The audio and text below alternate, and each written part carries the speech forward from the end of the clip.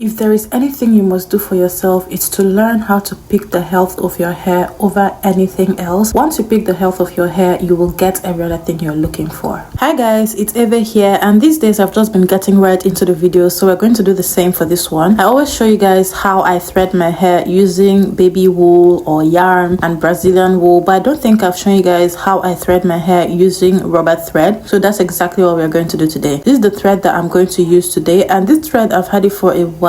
It was quite tangled up. I didn't realize how tangled it was. If I knew, I'd have just gotten a new bunch of rubber thread. Anyway, I'm just rolling the thread around my arm. This is how we make the thread ready to use. So you have to remove it from the bunch and roll it around your arm before you're ready to start using it to thread your hair. I'll use one section to demonstrate to you guys how I thread each of the sections. This is a finished section already. So we have the other section here. I'm going to start on hair that was previously moisturized, and I'm using the moisturizing creaming souffle or creaming butter from my brand EO Naturals. So I usually get questions of the products that I use to thread. I try not to pour water on my hair or moisturize my hair with water before I thread, because I want the thread to work faster. And when you thread your hair when it's wet, it takes longer to dry, because you know you're binding your hair with the thread, so it will take longer to dry, and I don't have the patience to wait that long. So I'm now combing the section after applying the product. Please make sure you comb your section very well so that you get out any tangle. You don't want the tangling to get in the way of the stretch you're trying to achieve. So after combing my hair, I'm going in with the thread and I put it at the base of my hair, as you can see, and then I started to wrap the thread around my hair. Now you can go as tight as you want or as loose as you want, but the closer you grip your hair at the roots, the more stretch you're going to get. And as we know, with kinky hair, your hair usually clumps at the root, or it becomes very matted at the root. So the aim of thread is to try and get as much stretching as you can get. So that's exactly what I'm doing here. So after I'm done with the section, I'm just going to knot the end. I knot the end twice. Rubber thread is slippery and it can come undone or loosen very fast, so I knot it twice. And this is the finished section, so I'm just going to repeat this for my entire head. And I'm also going to show you guys how I do the back for people that want to know how to thread the back of the head. If you're doing it yourself, threading the back can be quite difficult, but if you can't do it yourself, you can just ask someone around to help you.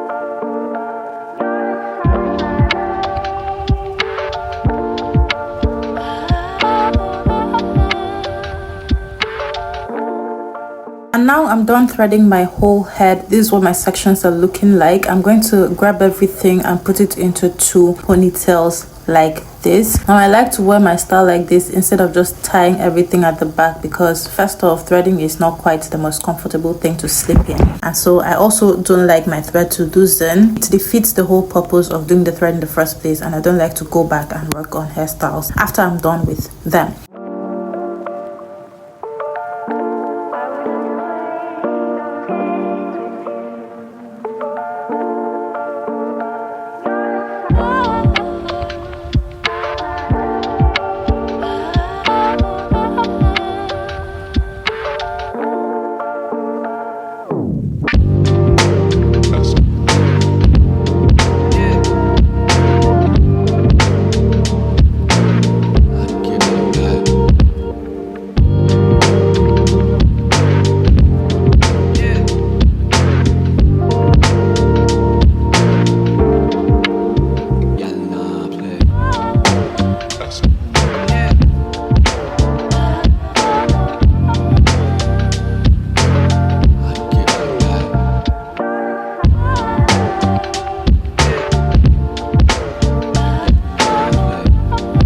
So the threading is all done. This took me about 1.5 or 2 hours, and I wore it for 2 days, and now it's time to take it down. The takedown process is very simple. You just loosen your thread. I'm using a rat tail comb to take out the ends, and then I'm going to unravel everything and then loosen the sections one by one. I'm doing a trim as well today. I've not gotten a trim, I think, since the whole of this year, so I'm going to do a trim as well. So for my trim, I started by applying some oil on my scalp. This is also the oil from my brand EO Naturals. This oil is very effective, and I needed some relief from the tension of that thread on my scalp, so I applied some oil to the partings on my scalp before I started to loosen the sections.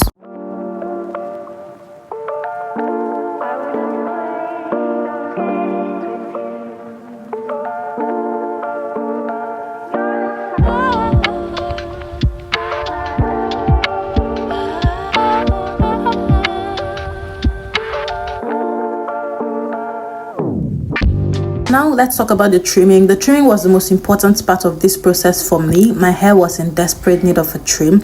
As you can see, by the time I'm combing my hair here, the comb can't even pass at the ends of my hair. That's why you know you need a trim. My hair had also been breaking incessantly, and I just knew that I needed to let go of those ends I was hanging on to because of length. So at this point, I didn't even mind the length. I went ahead and I cut off what I needed to cut off at the end. I cut off my hair, or I trimmed my hair 3 times.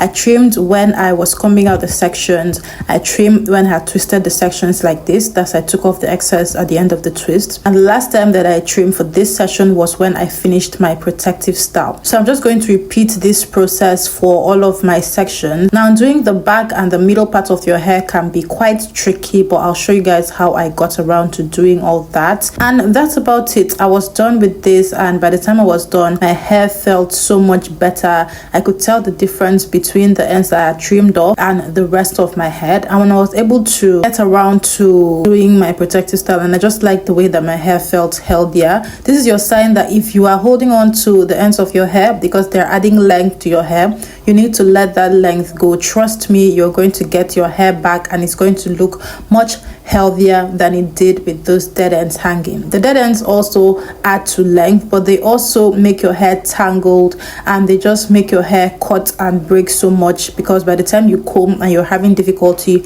combing through the entire section, your hair is just going to break more than it needs to, and that's it.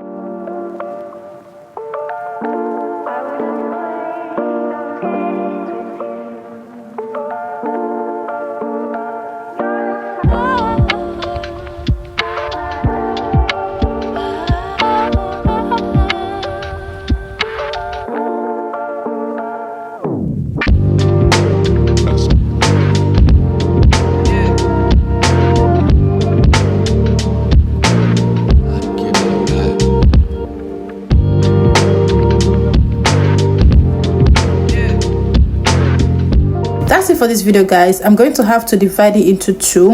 In the second part, I'll show us how I did the protective style, which was very small cornrows. So stay tuned for that part. Everybody go ahead and give this video a thumbs up. If you're new to the channel and you haven't subscribed, hit that subscribe button and the bell beside so you'll be notified whenever I post new content. My returning subscribers, thank you for joining me for yet another video. Everyone, I will see you in my next video. Thanks for watching, guys. Bye.